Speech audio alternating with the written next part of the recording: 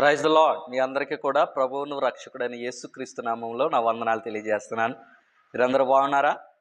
మరొకసారి ఈ వీడియో రూపంలో మిమ్మల్ని చూడడం నాకు చాలా సంతోషంగా ఉంది. కొద్ది నిమిషాలు ఈ రోజున మరలా చిన్న ప్రార్థన చేసుకుని మరలా మనం దేవుని మాటలను మనం ధ్యానించుకుందాం. ప్రార్థన. మహాగణుడా, మహోన్నతుడా, నీ మహోన్నతమైన నామాన్ని బట్టి నీకు స్తోత్రాలు, వందనాలు ప్రభువా. మరొకసారి వీడియో రూపంలో మరలా మేము మా యొక్క స్నేహితులను, మా ప్రియులను మేము ఇటు రీతిగా కలుసుకుని మేము మాట్లాడుకోవడానికి మీరు ఇచ్చిన అవకాశాన్ని బట్టి వందనాలు. ఈ వీడియో రూపంలో ప్రభువా వారిని దర్శించడానికి మీరు ఇచ్చిన అవకాశాన్ని బట్టి వందనాలు. కొద్ది నిమిషాలు నీ మాటల ద్వారా ప్రభువా వారిని హెచ్చరిస్తుండగా మీరే వారితో స్వయంగా మాట్లాడండి. ఇదిగో నీ మార్గంలో, నీ రక్షణలో స్థిరపరచండి. ఎవరైతే వీడియో చూస్తూ నాతో పాటు ప్రార్థనలో నాతో కలిసి ఏకీభవిస్తున్నారో ప్రతి వారిని కూడా మీరు దీవించండి, వారి అవసరతలు తీర్చండి, వ్యాధుల నుంచి స్వస్థపరచండి, సమస్యలు తీర్చి మీరే నీ నామానికి మహిమ, ఘనత, ప్రభావములు తెచ్చుకోమని ప్రభువును రక్షకుడని యేసు నామమున అడిగి వేడుకుంటున్నాం పరమ తండ్రి. ఆమేన్, ఆమేన్, ఆమేన్. కొద్ది నిమిషాలు ఈరోజు నా దేవుని మాటలు మనము ధ్యానం చేద్దాం. హోషేయ గ్రంథము 3వ అధ్యాయము 5వ వచనము మనం చూద్దాం. తరువాత ఇశ్రాయేలీయులు తిరిగి వచ్చి తమ దేవుడైన యెహోవా యొద్దను తమ రాజైన దావీదు యొద్దను విచారణ చేయుదురు. ఈ దినముల అంతమందు వారు భయభక్తులు కలిగి యెహోవా అనుగ్రహమునందుటకై ఆయన యొద్దకు వత్తురు.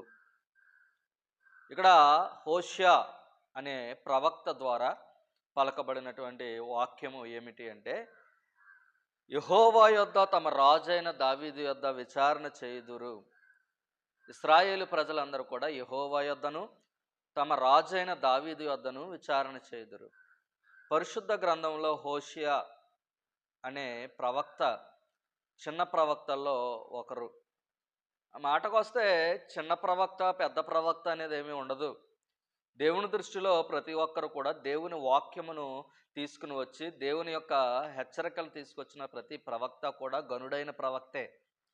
చిన్న ప్రవక్త, పెద్ద ప్రవక్త అనేది ఉండదు. రోజుల్లో కూడా చూడండి, చిన్న పాస్టర్ గారు, పెద్ద పాస్టర్ గారు అలాంటివి ఏమి ఉండవు.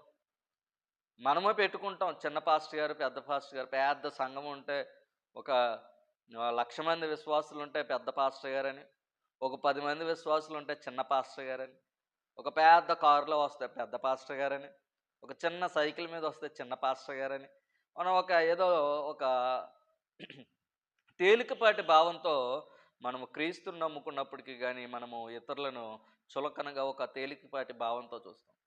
కానీ దేవుడు చిన్నవారు, పెద్దవారు అనేది దేవునికి ఉండదు. ప్రతి ఒక్కరూ ఆయనకి ఇష్టలే. ప్రతి వారిని ఆయన వాడుకుంటాడు.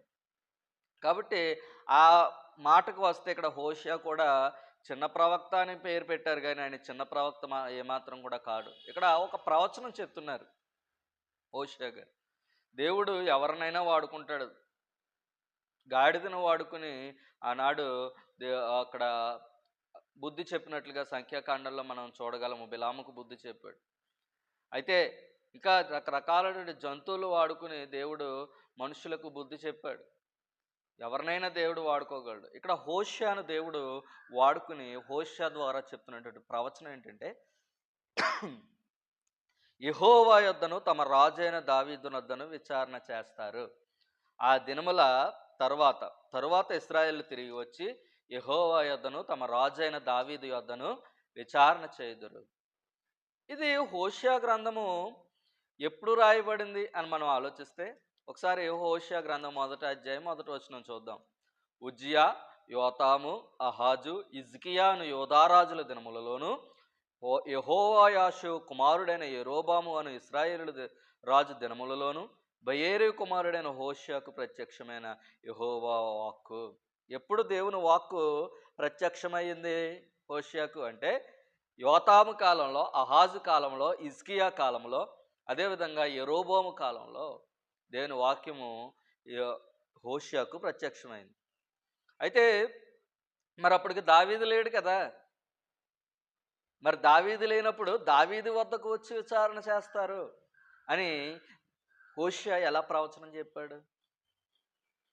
హోషేయ దావీదు లేని వ్యక్తి దగ్గరికి వచ్చి జనులు ఎలాగా తీర్పు తీర్చమని చెప్తారు?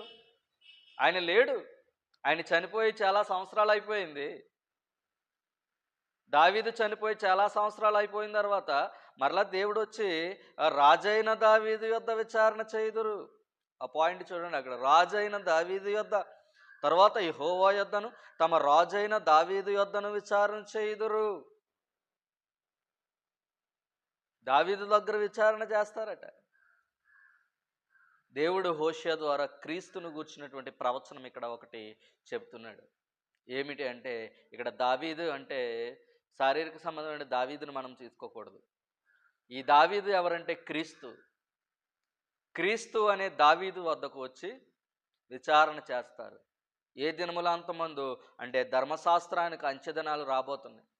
క్రీస్తు అనే ఆయన వచ్చి ధర్మశాస్త్రాన్ని ఆయన పూర్తిగా నిర్మూలించి నూతనమైనటువంటి ధర్మశాస్త్రాన్ని ఇవ్వబోతున్న రోజుల్లో వచ్చి విచారణ చేస్తారట.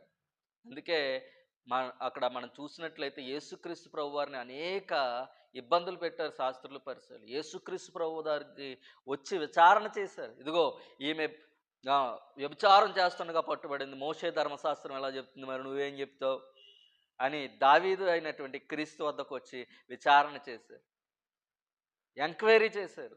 యేసుక్రీస్తు ప్రభు వారి మాట ఎలా ఉంటుంది అని వారు తెలుసుకోవాలని, ఆ యేసు ప్రభు వారి యొక్క మాటల్లో తప్పులు పట్టాలని వాళ్ళు ప్రయత్నాలు చేశారు శాస్త్రులు, పరిసరులు.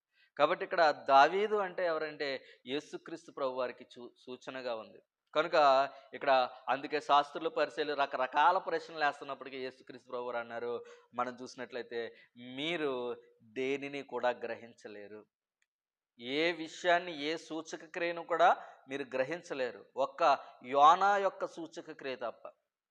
అంటే యోనా ఎలాగైతే చేప కడుపులో 3 రోజులుండి తిరిగి లేచాడో, అలాగే నేను కూడా 3 రోజులు సమాధిలో ఉండి తిరిగి లేస్తాను అనేది మీరు గ్రహిస్తారు తప్ప మిగిలినవేమి కూడా మీరు గ్రహించుకోలేరని చెప్పి యేసుక్రీస్తు ప్రభు వారు వారిని హెచ్చరిక చేశారు. కాబట్టి ఇక్కడ రాజైన దావీదు అంటే యేసుక్రీస్తు ప్రభు వారికి సాదృశ్యంగా ఉంది. కాబట్టి అంచె దినాల్లో, చివరి దినాల్లో రాజైన దావీదును వద్దకు అంటే యేసుక్రీస్తు ప్రభు వారి వద్దకు వచ్చి వారందరూ కూడా విచారణ చేస్తారు. కాబట్టి దేవుని మాటలు హోషేయ ద్వారా దేవుడు పలికించినటువంటి ప్రవచనం ఏంటంటే, దావీదును యేసుక్రీస్తు ప్రభు వారితో పోల్చుతూ, యేసుక్రీస్తు ప్రభు వారే దావీదు, దావీదే యేసుక్రీస్తు ప్రభు వారు, ఆ దావీదును యేసుక్రీస్తు ప్రభు వారితో పోలుస్తూ, ఆ దావీదు అయినటువంటి యేసుక్రీస్తు ప్రభు వారి వద్ద అనేకులు వచ్చి విచారణ చేస్తారని దేవుని వాక్యం తెలియజేస్తుంది. కాబట్టి ఆ దినములో ఎంతమంది వారు భయభక్తులు కలిగి యెహోవా అనుగ్రహం నందటికై ఆయన వద్దకు వస్తారు. అందుకే భయభక్తులు కలిగి యేసుక్రీస్తు ప్రభు వారిని అనేకులు వెంబడించినట్లుగా మనం చూడగలం. దేవునికి స్తోత్రం కలుగును గాక. కాబట్టి ఈ రోజున ఈ యొక్క వాక్యములో ఉన్నటువంటి మర్మాన్ని మనం గ్రహించుకున్నాము. దేవుడి మాటలు మనం వినికిడిలో దీవించును గాక. May God richly bless you. ఇప్పటివరకు శ్రద్ధగా ఉన్నందుకు మీ అందరికీ వందనాలు. చిన్న ప్రార్థన చేస్తాను. మహాపరిశుద్ధుడ మా ప్రియ పరలోకపు తండ్రి, నీ ఘనమైన నామాన్ని బట్టి వందనాలు. నీ ప్రవక్త అయిన హోషేయ ద్వారా ప్రభువా, ఇదిగో నువ్వు ఆ దినముల అంతమందు ఇదిగో అనేకులు దావీదు యొద్దకు అనగా క్రీస్తు అయిన నీ దగ్గరకు వచ్చి విచారణ చేస్తారు. మంచి ఏదో, చెడేదో, లేకపోతే ధర్మశాస్త్రం ఏం చెప్తుందో, నువ్వు ఏం చెప్తావు, ధర్మశాస్త్రానికి విరుద్ధంగా కాకుండా ధర్మశాస్త్రం కంటే అత్యధికమైనటువంటి తీర్పు నువ్వేమిస్తావో కనుక్కోవడానికి ప్రభువా నాడు అనేకులు వచ్చినట్లుగా ప్రభువా మేము చూసాం. ప్రభువా, ఈ లేఖనాలను ప్రభువా మేము అర్థం చేసుకోవడానికి తగిన కృపను మాకు అనుగ్రహించండి. మా మనోనేత్రాలు తెరవండి. నీ కృపలో మమ్మల్ని భద్రపరచండి. వీడియో చూస్తున్న ప్రతి ఒక్కరిని కూడా పేరు పేరున మీరు దీవించి ఆశీర్వదించి నీ మేలుతో నింపమని ప్రభువును రక్షకుడైన యేసు నామమున అడిగి వేడుకుంటున్నాను పరమ తండ్రి. ఆమేన్, ఆమేన్. అందరికీ ప్రైజ్ లాట్. వీడియో చూస్తున్న మీ అందరూ కూడా ఈ మా ఛానల్ని సబ్స్క్రైబ్ చేయండి, లైక్ చేయండి, మీ కామెంట్స్ నాకు తెలియచేయండి. May God richly bless you. Thank you.